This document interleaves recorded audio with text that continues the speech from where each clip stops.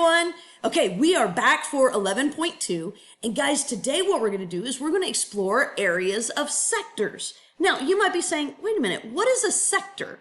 So I want you to think about this. A sector is kind of like a slice of pizza or maybe a piece of pie, right? So it is part of a circle that is created, and I'm going to show you guys by two radii. I'm going to show you what that looks like here in just a second. So before we do, guys, let's dive in and let's look at, okay, some reminders. Area of a circle. All right, so just to remind you guys, area of a circle is pi r squared. Remember my little joke? Wait a minute, I thought pi r round, right? So we're going to be using the formula for area. And another big reminder, ladies and gents, okay, use the pi button on your calculator. Do not use 3.14 or 3. Okay, so those are just some reminders. Now, for those of you that might be in HuGAP, you might have already talked about population density, right? So what we're going to do though is we're going to actually calculate population density based upon a circle, like a radius of a particular area. Now, guys, that is the measure of how many people live within that given area. Okay, now I want you guys to notice this formula right here. Okay, so the population density equals the number of people divided by the area in which they live. Okay, now typically, okay, we express this, okay, in square miles, okay, which would also look like this, miles squared. Typically, that's how we talk about population density. Okay, those are the units of measure. Okay, y'all ready for a sector of a circle? Okay, so a sector of a circle is a region that is bounded by two radii of a circle and their intercepted arc. So notice I have that shaded area right there. Okay, so that is a sector. Man, that's a big piece of pizza, isn't it? Right?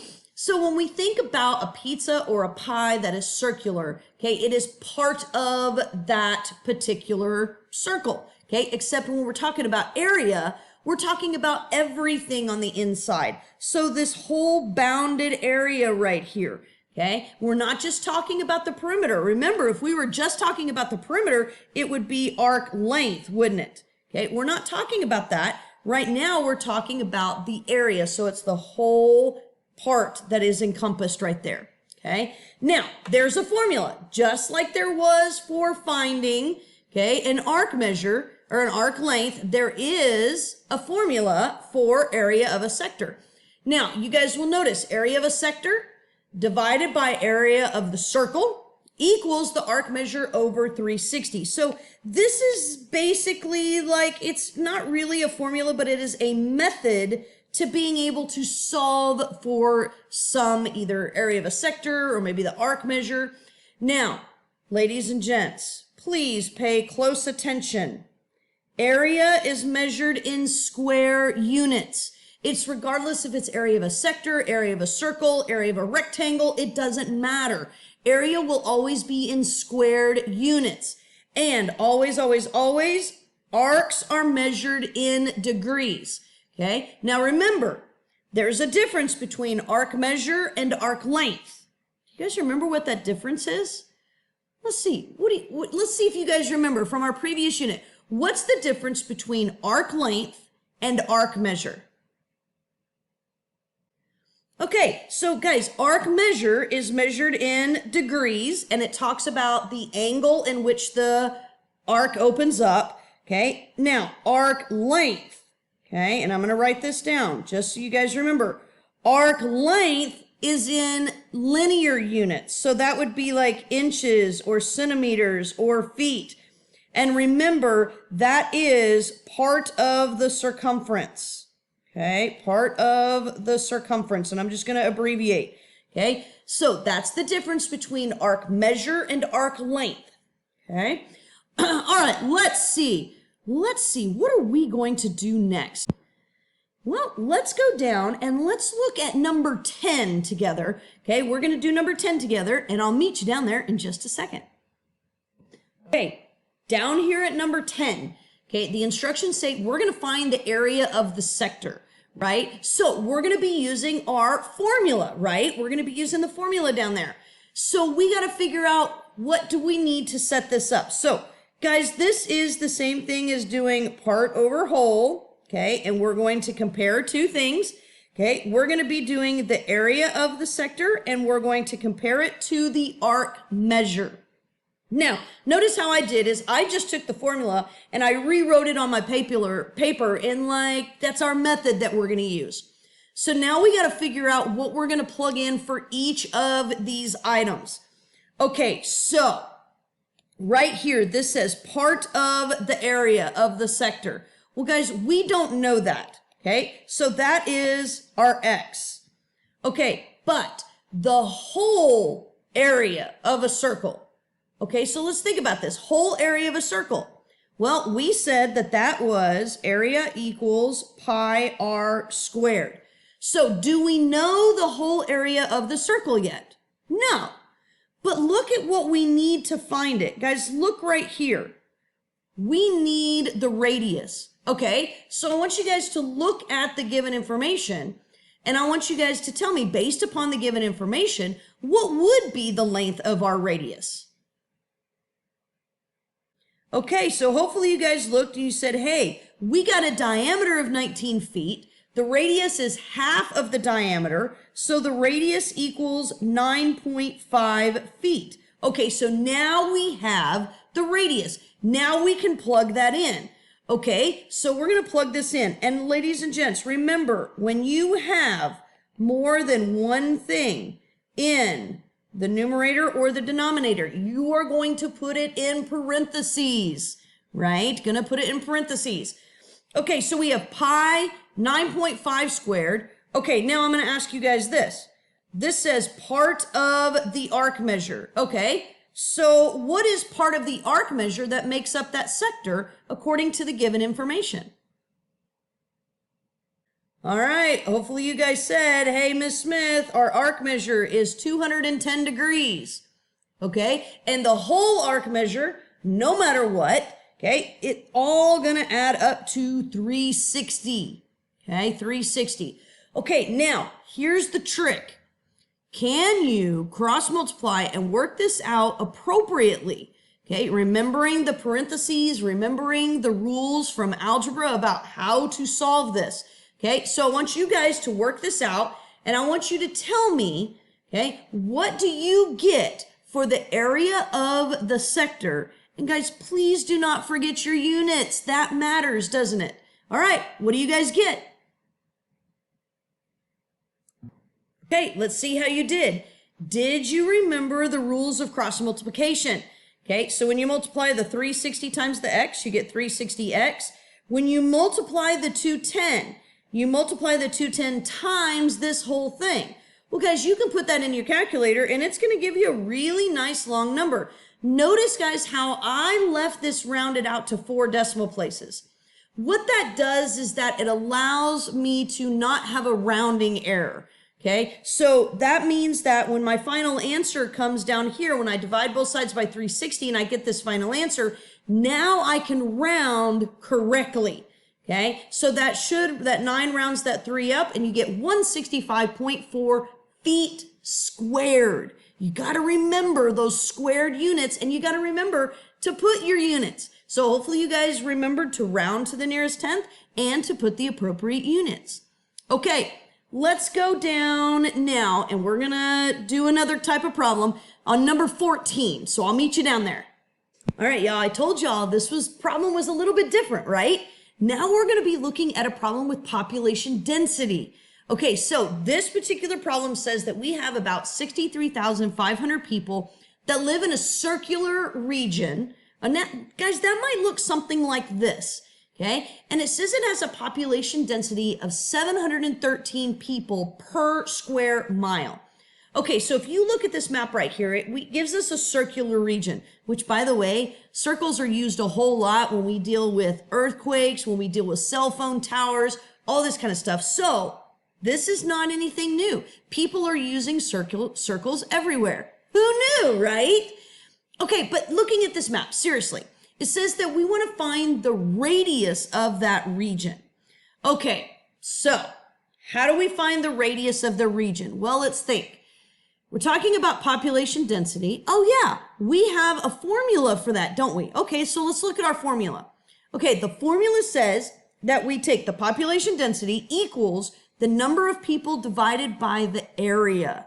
Okay, so let's look at what we have to plug into this. All right, and I'm going to actually write this down, okay, which by the way, you guys should write your formulas down too, okay, regardless of what you're doing. Okay, so the population density, okay, and I'm just going to put population D equals, okay, the number of people divided by the area in which they live. Okay, so let's look at this. What do we have? Well, do we know the population density? And if so, what is the population density in this problem? Okay, so guys, it says, it gives us the population density, doesn't it? It tells us a population density of about 713 people per square mile. So I'm going to plug that in. I've got 713 equals. Okay, now, do we know the number of people that live in this area? And if so, how many people live here? Yeah, guys, it tells us right in the given information. It tells us that about 63,500 people live in that area. Now, do we know the area in which they live? No, we don't know the area, do we? Okay, so guys, right here, this would be our area. Well, let's think about this. If we knew the area, would that help us to find the radius? Yes, because we can use the formula, can't we? Okay, so how do we solve this? Okay, well, guys, let's think about something. Okay, so right here, remember, I have told you guys repeatedly and repeatedly, if you have a whole number equal to a fraction, you can put the whole number over 1, cross multiply and solve.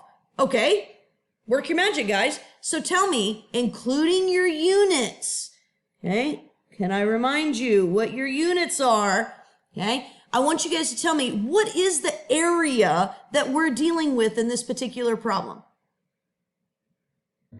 Okay, let's see how you did. Okay, did you read the instructions? You're supposed to round to the nearest whole number. So that means that my area is 89 square miles or miles squared. Okay, so check your work against mine. Okay, now we know the area, right? Now that we know the area, now we can find the radius. Okay, hey guys, you've done this before. So now that you know the area, go find the radius and tell me what you get. And let me remind you, your units, right? Don't forget your units. Okay, let's see how you did. Okay, notice my work right there. Okay, I plugged 89 in for area, and then I worked backwards to find the radius. Okay, and again, guys, notice right here, I rounded out to like 4 decimal places until the final answer. And I rounded to 5 because it says go to the nearest whole number. Now, guys, I want to ask you a question here real quick. Okay, I'm going to pause for just a second. Why, when we're talking about population density, why do you think that we're saying round to the nearest whole number? I want you to just kind of self-think about this for just a second. Well, if I were to tell you guys, if I were to ask you guys rather, to find the number of people that live within a certain area, and I was to have you round it to the 10th place. Hey guys, can we have 2.2 people? I mean, can we really have 2/10 of a person? No, right?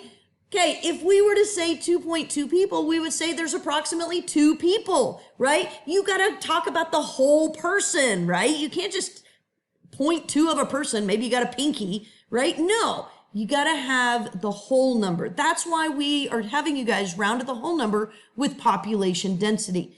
Now let's look at, let's go down to look at number 20. You guys, I'll meet you down there. All right, guys, we're down here at number 20. Okay, and for 19 through 20, it says that we're going to find the area of the shaded region. We're going to show all of our work, including the formulas that we need, and we're going to round to the nearest 10th. Okay, so let's zoom in here. And if you guys notice right here on number 20, I already have something highlighted. Well, I'm going to ask you guys, that piece that I have highlighted right there that represents the 4.5 meters. Well, let's see, what does that really represent? Well, guys, if you look right here, and I'm going to highlight this, if you look right here, this shape right here is what? What kind of shape do we have right there? Yeah, it's a semicircle. So if that's a semicircle, then the 4.5 meters represents what part of that semicircle? Yeah, that's the radius, isn't it? Okay. All right, now I'm going to ask you another question. Okay, we have a semicircle, but let's see, what kind of shape do we have right here? What kind of shape is that? I bet that most of you said, hey, Miss Smith, that is a square. But I'm going to ask you guys, how do we know that? How do we know for sure that that's a square and not a rectangle? Because remember, a rectangle has 4 congruent angles, but do we know if it's a square, it has 4 congruent sides? Do we know that? And the answer is actually, yes, we do know that. Because from right here up this side right here, hey guys, isn't that also a radius of that semicircle? Yes. So that means that this is also, okay, that is also 4.5. Okay, that is also 4.5, which means that this side length is also 4.5. And this side length is also 4.5. Okay, but how does that help us? Well, the great thing about these particular problems is that they're going to make you think. Think about how can we find just the area of the shaded region, okay? And yes, guys, you're going to have to think more and more as we're going through the rest of the units this year, okay? So let's put our thinking caps on. We want the area of the shaded region. So I want you to think on your own for just a second. Really think, how could we find the area of this shaded region? What do y'all think? Okay, now notice, I didn't actually have you guys answer this. What I wanted you to do is take some think time and think to yourself, how could I really, solve this? Okay, so we have a square and we have a semicircle. Okay, so let's look right here. I want to ask you guys, if we found the area of the square, it would give us this whole entire area, wouldn't it? Well, we don't need that whole entire area, okay? And if we found the area of the semicircle, it would give us the area of everything here. Now, we don't need all of that, okay? As a matter of fact, we don't need this part over here at all, do we? Because it's not even next to the shaded region. But do you guys see where my blue and my red overlap? I don't need that part, do I? Okay, so if it overlaps, I'm going to show you guys a technique here. All we want to take this away because we don't need that, do we? Take that away. So let's think about what I just did. I took, okay, and I'm going to actually write this out. Okay, I took the area of a square and I took away, I subtracted, okay, I subtracted part of an area. Now, it's not the full area of a circle, okay? This right here that I subtracted, well, let's see, what part of the circle is that? Oh, that's only a fourth of the circle because 90 degrees is a fourth of the circle. So we need to subtract, okay, the area of the circle, and I'm going to abbreviate, but we only need 1/4 of that, okay, because we're going to take this away. Oh my gosh. Okay, so did some of you get that? Now, you might have gotten to that a little bit different, okay, but that's okay. So guys, basically there is our formula. We're going to take the area of the square, we're going to subtract 1/4 of the area of the circle, and that is going to equal the shaded region. So how do we write this out? Well, it's going to look something like this. All right, so the area of the shaded region, okay, and I'll put area of SH for the shaded region, is going to equal the area of the square subtract 1/4 of the area of the circle. Okay, there's our formula. So let's see what we have. We don't know the area of the shaded region yet, so that's going to stay just like that. Okay, equals the area of the square. Guys, do we have a formula for area of a square? Yeah. Hey, go look in your formula chart. Tell me, what is the formula in your formula chart for the area of a square?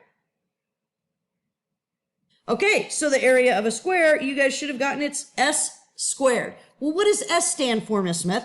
S is the side length squared. okay? And then we're going to subtract 1/4 of the area of a circle. Well, guys, area of a circle. You guys know this formula. We've been using it this whole time. Area equals pi r squared. But now remember, we only want 1/4 of it, don't we? Okay, so now we have our formula. Now we're going to plug in what we know.